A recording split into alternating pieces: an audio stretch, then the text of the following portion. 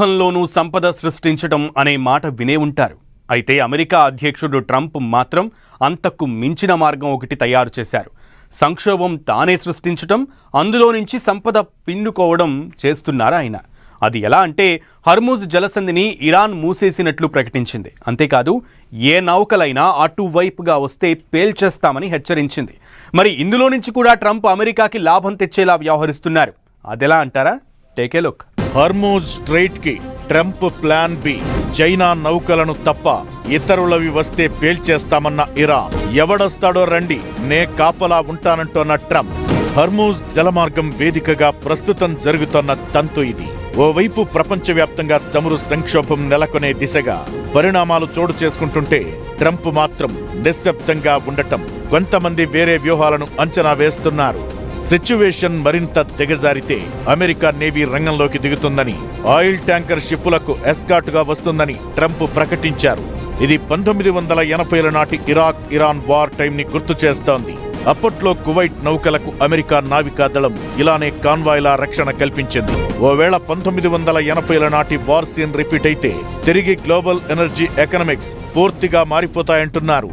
America నావికాదళం రంగంలోకి దిగి ఓడలకు భద్రత కల్పిస్తే ఇరాన్ మిస్సైల్స్ నుంచి రక్షణ దక్కుతుందో లేదో వెంటనే చెప్పలేం గాని ట్రాన్స్పోర్ట్ ఖర్చులు, ఇన్సూరెన్స్ ప్రీమియం, రవాణాలో ఆలస్యం అనివార్యమవుతాయి. తద్వారా గల్ఫ్ నుంచి వచ్చే ఆయిల్, లిక్విఫైడ్ గ్యాస్ ధరలు పెరుగుతాయి.